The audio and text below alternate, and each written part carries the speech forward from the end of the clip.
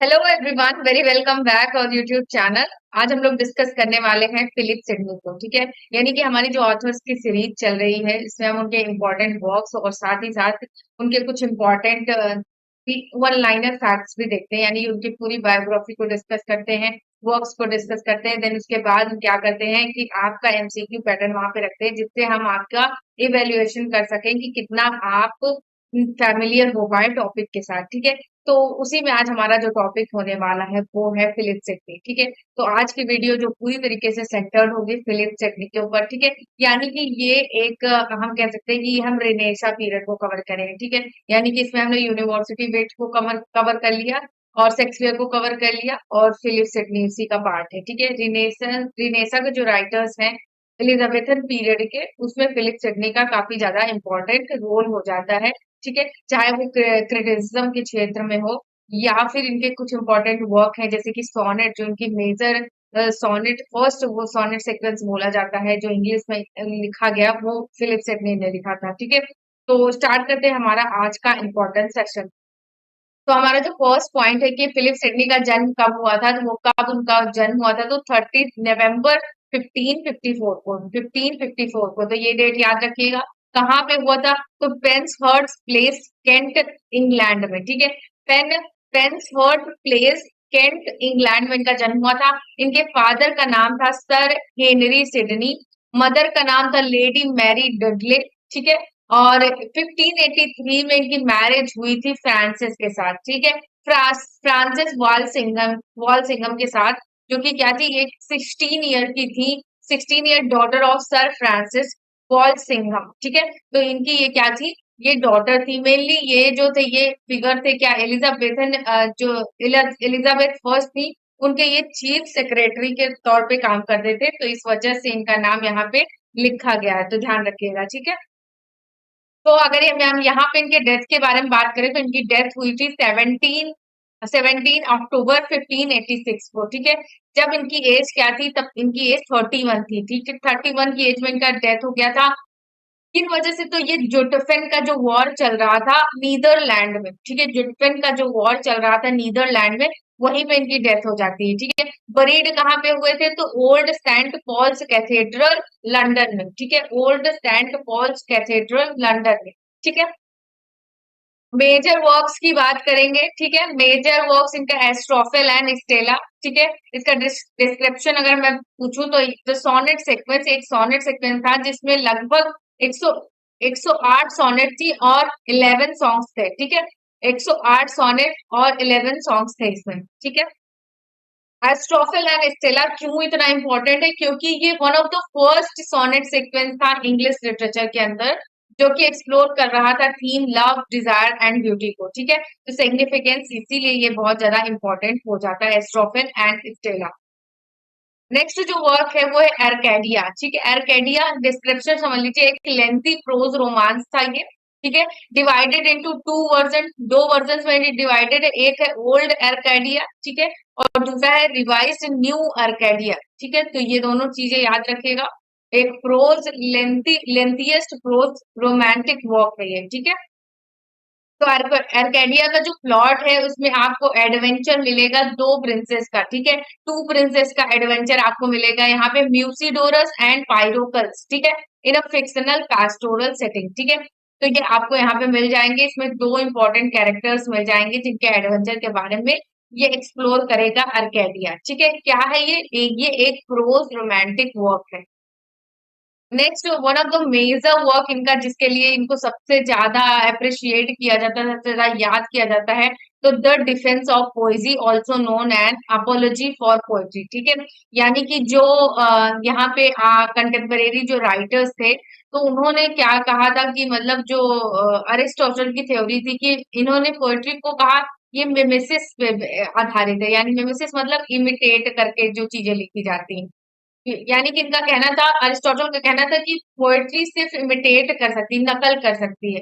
ठीक है, लेकिन जो यहाँ पे फिलिप सिडनी ने कहा कि नहीं, poetry is not only imitation, it is also saved the beauty. ठीक है, यानी कि ये सिर्फ नकल नहीं करता, बल्कि सिर्फ नकल की हुई चीज को अनदर वे में इसको सेव भी करके प्रेजेंट करता है, ब्यूटी को इनहेंस करता है। ठीक है, उन्होंने आर्टिस्ट को काफी ज्यादा इंपॉर्टेंस दी कि एक आर्टिस्ट ही है जो नेचर की ब्यूटी को ज्यादा अच्छे से सेव करके प्रेजेंट कर सकता है। तो ये चीज है, यहाँ पे आर्ग्यूमेंट किया है इन्होंने। So it's time to check your progress. यहाँ पे कुछ एमसीक्यूज रखे गए हैं, उनको अटेम्प्ट करिए और अपना जो भी आप यहाँ पे अटेम्प्ट कर पाए, जितने भी क्वेश्चन, वो ऑनेस्टली आप जाके बताएंगे कमेंट बॉक्स में कि आपने कितना अटेम्प्ट किया। ठीक है, तो बेसिकली ये सेंटर्ड है जो फिलिप सिडनी की बायोग्राफी और उनके वर्क्स पे। ठीक है, देखिए फर्स्ट क्वेश्चन है यहाँ पे, where was Philip Sidney born? Philip Sidney का जन्म कहाँ पे हुआ था? लंदन, पेन्सहर्स्ट प्लेस, केंट, ठीक है, या स्ट्रैटफोर्ड अपॉन एवन, या कैम्ब्रिज में? बताइए सही ऑप्शन क्या होगा। तो अभी जैसे कि हमने थ्योरी पार्ट में पढ़ा है कि इसका आंसर क्या होना चाहिए, तो पेन्सफोर्ड प्लेस, केंट। ठीक है, ये इसका प्लेस, यहाँ पे इनका जन्म हुआ था। ठीक है, नेक्स्ट क्वेश्चन यहाँ पे देखिएगा, what year was Philip Sidney born? Philip Sidney का जन्म किस साल हुआ था, यहाँ पे पूछा गया है। ठीक है, 1544 या फिर 1554 या फिर 1564 या फिर 1574? बताइए सही ऑप्शन क्या होगा इसमें से। तो हम किसके साथ जाएंगे? बी ऑप्शन 1554 को, 13 नवंबर 1554 को इनका क्या हुआ था, जन्म हुआ था। ठीक है, नेक्स्ट क्वेश्चन यहाँ पे देखिएगा, which of the following is not a work by Philip Sidney? इनमें से कौन सा ऐसा वर्क है जो फिलिप सिडनी ने नहीं लिखा है? ठीक है, Astrophel and Stella, yes of course Philip Sidney का है। अर्केडिया, ये भी फिलिप सिडनी का है। और द फेरी क्वीन किसका है, ये आप कमेंट बॉक्स में बताएंगे जाके। और द डिफेंस ऑफ पोइजी, यहाँ पे ये वर्क भी किसका है, ये भी फिलिप सिडनी का है। तो जो नहीं है वो है द फेरी क्वीन। ठीक है, तो हमारा राइट आंसर हिसाब से ये हो जाता है सी। ठीक है, अब आप बताएंगे जाके द फेरी क्वीन किसका वर्क है। ठीक है, और ये किसको डेडिकेटेड है, और साथ ही साथ आपको ये भी बताना है कि ये कब पब्लिश हुआ, इसके 2 एडिशंस पब्लिश हुए हैं। आप जाके इतना आप कमेंट बॉक्स में बताएंगे, क्योंकि ये पिछले वीडियो में मैंने पढ़ाया हुआ है। ठीक है, नेक्स्ट क्वेश्चन यहाँ पे देखिएगा, Philip Sidney was educated at which institution? आपको बताना है कौन कौन से इंस्टीट्यूशन में उन्होंने एजुकेशन ली थी। तो ए ऑप्शन है Eton College and Cambridge University, या फिर Shrewsbury School and Christ Church Oxford, या Westminster School and King's College London, या फिर Harrow School and Trinity College Dublin? बताइए सही ऑप्शन क्या है। तो हम किसके साथ जाएंगे, अभी हमने थ्योरी पार्ट में कवर किया है, Shrewsbury School and Christ Church Oxford में इनकी एजुकेशन हुई थी। क्लियर, नेक्स्ट क्वेश्चन यहाँ पे देखिएगा, हु वाज फिलिप सिडनीज वाइफ? आपको बताना फिलिप सिडनी की वाइफ का नाम क्या था। तो फ्रांसिस वालसिंगम, या फिर एन हैथवे, या फिर मैरी सिडनी, या फिर एलिजाबेथ फर्स्ट? बताइए सही ऑप्शन क्या है। तो यहाँ पे फ्रांसिस वालसिंगम राइट हो जाते हैं। अब आपको कमेंट बॉक्स में बताना है, आपका होमवर्क ये है कि एलिजाबेथ का रेन कब से कब तक था। ठीक है, तो आपको बताना है इनका रेन कब से कब तक था, और एन हैथवे इनकी मैरिज शेक्सपियर से कब हुई थी। ठीक है, शेक्सपियर से इनकी मैरिज कब हुई थी, और साथ ही साथ आपको ये बताना है कि ये शेक्सपियर और इनके कितनी, मतलब इनके कितने बच्चे थे। ठीक है, उन बच्चों के सारे नाम बताना है, चिल्ड्रंस के सारे नाम बताना है, जितने भी चिल्ड्रन हैं उनके सारे नाम आपको बताने हैं। ठीक है, नेक्स्ट क्वेश्चन यहाँ पे देखिएगा, Philip Sidney died as a result of wound sustained at which battle? ठीक है, आपको बताना है कि फिलिप सिडनी का डेथ जो है ना, कौन से वार का रिजल्ट था। देखिए, बैटल ऑफ हेस्टिंग्स, या बैटल ऑफ एगिनकोर्ट, या फिर बैटल ऑफ जोटफेन, या फिर बैटल ऑफ बॉस्फोर्स फील्ड? बताइए सही ऑप्शन क्या है। तो ऑप्शन सी यहाँ पे राइट हो जाता है। ठीक है, ऑप्शन सी यहाँ पे राइट हो जाता है। और जो फिलिप सिडनी है, इनकी जो डेथ हुई थी वो हुई थी 17 अक्टूबर 1586। ठीक है, 86। तब ये मात्र कितने साल के थे, 31 ईयर्स के थे। अब आपको, आपके लिए होमवर्क ये है कि आप कमेंट बॉक्स में जाके ये बताएंगे कि ये जो बैटल ऑफ हेस्टिंग्स हुआ है, ये इंग्लिश लिटरेचर में इसके बाद कौन सा पीरियड आता है। जब ये बैटल ऑफ हेस्टिंग्स होता है तो ये किन 2 लोगों के बीच में होता है। ठीक है, और क्या रिजल्ट आता है, इंग्लिश लिटरेचर में कौन सा पीरियड बोला जाता है इस वॉर के बाद जो हुआ था। ठीक है, तो आपको वो बताना है कमेंट बॉक्स में। ठीक है, आप एक रिदम में पढ़िए, इससे आपको चीजें ना अपना थोड़ा सा रिकॉल करते रहिए। ठीक है, इसी में आपको बहुत सारी चीजें मिल जाएंगी जो आप अपना प्रीवियस रिकॉल कर सकते हैं। ठीक है, नेक्स्ट क्वेश्चन यहाँ पे देखिएगा, in which year did Philip Sidney die. आपको बताना है फिलिप सिडनी का डेथ किस ईयर हुआ था, 1583 या फिर 1586 या फिर 1589 या फिर 1592। तो यहाँ पे अभी मैंने बताया 1586 यहाँ पे राइट हो जाता है, ठीक है। 17 अक्टूबर 1586, ठीक है। मार्च 31 ईयर्स के थे, बैटल ऑफ जुटफेन, ठीक है, बैटल ऑफ जुटफेन। नेक्स्ट क्वेश्चन यहाँ पे देखिएगा, which of the following best describes the defence of पोएजी। Defence of पोएजी को सबसे ज्यादा अच्छी तरीके से किसने डिस्क्राइब किया है इन ऑप्शंस में से, ठीक है। ए ऑप्शन है अ कलेक्शन ऑफ पोएम्स, ठीक है, अ प्रोज रोमांस, या फिर a work of literary criticism, या फिर हिस्टोरिकल क्रॉनिकल्स। बताइए सही ऑप्शन क्या है। तो क्या ये कलेक्शन ऑफ पोएम्स थी द डिफेंस ऑफ पोएजी, या फिर ये एक प्रोज रोमांस था। तो ये दोनों यहाँ पे नहीं थे, हम इनको तो काट देते हैं, ठीक है, हटा देते हैं। वर्क ऑफ लिटरेरी क्रिटिसिज्म, ठीक है। क्रिटिसिज्म क्या होता है, जो पहले से लिखी हुई कोई चीज है, किसी ने बताया है, तो उसमें जब आप अपना कोई आइडिया, अपनी कोई प्रूफ्स या अपने कोई थॉट इंटरप्रिटेट करते हैं और अपनी बात को साबित करते हैं कि वो जो सामने वाला राइटर बोल रहा था उसमें कुछ और सुधार, कुछ और मॉडिफिकेशन की जरूरत है, आप जस्टिफाई कर पा रहे हैं अपनी बात को, तो वही बोला जाता है लिटरेरी क्रिटिसिज्म, ठीक है। तो मेनली जो अरिस्टोटल ने जिस तरीके की चीजें बोली थी कि पोएट्री जो है वो आर्ट ऑफ इमिटेट करने की आर्ट है, ठीक है, तो वो वैसा नहीं था। उन्होंने बोला कि इसका खाली यहीं तक पोएट्री का मतलब नहीं है कि वो इमिटेट करती है, वो सेव भी करने का काम करती है, ठीक है। तो यहाँ पे जो हमारा राइट आंसर हो जाएगा वो a work of literary criticism, जो कि क्या था, द डिफेंस ऑफ पोएजी क्या थी, एक लिटरेरी क्रिटिसिज्म का वर्क था, ठीक है। नेक्स्ट क्वेश्चन यहाँ पे देखिएगा, फिलिप सिडनीज आर्केडिया, ठीक है, Arcadia is best described as, यानी कि आर्केडिया क्या था, उसका फॉर्म क्या था, आपको ये बताना। क्या ये एक सोनेट सेक्वेंस था, या फिर एक प्ले था, या फिर एक प्रोज रोमांस था, या एक एपिक पोएम थी। तो यहाँ पे जो सी ऑप्शन है वो राइट हो जाएगा, ये एक तरीके से प्रोज रोमांस था, ठीक है। सोनेट सेक्वेंस के बारे में अगर बात करें तो एस्ट्रोफिल एंड स्टेला, ठीक है, एस्ट्रोफिल एंड स्टेला, ये यहाँ पे राइट हो जाता है, ठीक है। नेक्स्ट क्वेश्चन यहाँ पे देखिएगा, Philip Sidney sonnet sequence Astrophil and Stella primarily explores themes of, ठीक है, यानी कि जो एस्ट्रोफिल एंड स्टेला था वो किस तरीके के थीम को एक्सप्लोर कर रहा था, ठीक है।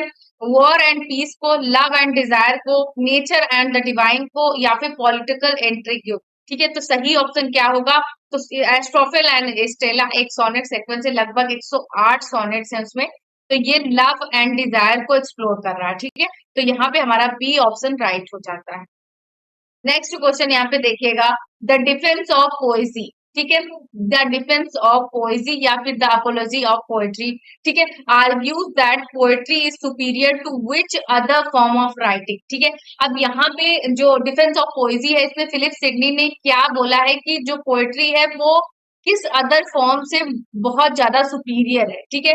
तो history and philosophy, fiction and drama, science and mathematics, law and medicine, ठीक है। बताइए सही ऑप्शन क्या है। तो ऑप्शन ए के साथ हम जाएंगे, हिस्ट्री एंड फिलोसफी के साथ। तो उन्होंने क्या बोला था कि हिस्ट्री जो है ना इसकी वजह से काफी ज्यादा ब्रूटल चीजें देखने को मिली, वॉर मिला, यहाँ पे कोई पीस नहीं है, ठीक है। तो इस वजह से इन्होंने कहा कि इससे अच्छा तो पोएट्री है, कम से कम वो पीस तो दे रही है, ठीक है। नेक्स्ट क्वेश्चन यहाँ पे देखिए, in Arcadia what is the relationship between Musidorus and Pyrocles. तो यहाँ पे ये क्या थे, ये ब्रदर्स थे, या कजिन थे, या फिर फ्रेंड्स थे, या राइवल्स थे। बताइए सही ऑप्शन क्या है। तो ऑप्शन सी हमारा राइट हो जाएगा, ये राइवल्स थे, ये फ्रेंड्स थे, सॉरी, ये फ्रेंड्स थे, ठीक है। नेक्स्ट क्वेश्चन यहाँ पे देखिएगा, how many sonnets are there in the Astrophil and Stella sequence, ठीक है। 54 सोनेट्स थी, या फिर 76 थी, या 108 थी, या 120 थी। बताइए सही ऑप्शन क्या होगा। अभी बताया है कि एस्ट्रोफिल एंड स्टेला में 108 सोनेट्स हैं, ठीक है, 108 सोनेट्स का कलेक्शन है। नेक्स्ट क्वेश्चन यहाँ पे देखिएगा, which work by Philip Sidney depends the value of poetry and its moral and educational importance, ठीक है। आप ये बताइए कि फिलिप सिडनी ने कौन से वर्क में पोएट्री को डिफेंस किया है, पोएट्री की वैल्यू को डिफेंस किया है और उसकी मोरल एंड एजुकेशनल इंपॉर्टेंस को डिफेंस किया है। बताइए सही ऑप्शन क्या है। क्या वो एस्ट्रोफिल एंड स्टेला है, ठीक है, या फिर अर्केडिया है, या फिर द डिफेंस ऑफ पोएजी है, या फिर द शेफोर्ड कैलेंडर है? बताइए सही ऑप्शन क्या होगा यहाँ पे। तो क्या वो स्टॉफेल एंड स्टेला है? नहीं। तो ये एक सोनेट सीक्वेंस है।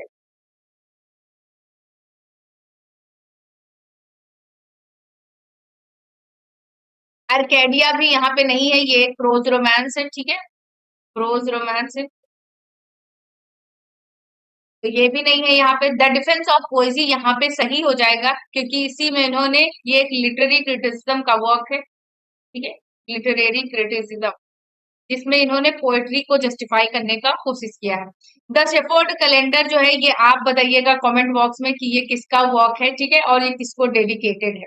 ओके, नेक्स्ट क्वेश्चन यहाँ पे देखिएगा। In Arcadia what are the names of the two main characters who are princes? ठीक है, अर्केडिया में आपको दो प्रिंसेस मिलेंगी जो कि मेन कैरेक्टर है, आपको उनका नाम पता होना चाहिए। क्या वो एस्ट्रोफेल एंड स्टेला है, या फिर म्यूसिडोरस एंड पाइरकल्स है, या फिर ओबेरॉन एंड टिटेनिया है, या डीडो एंड एनिया? ठीक है, बताइए सही ऑप्शन क्या है। तो सही ऑप्शन बी होगा, म्यूसिडोरस एंड पाइरकल्स है, ठीक है।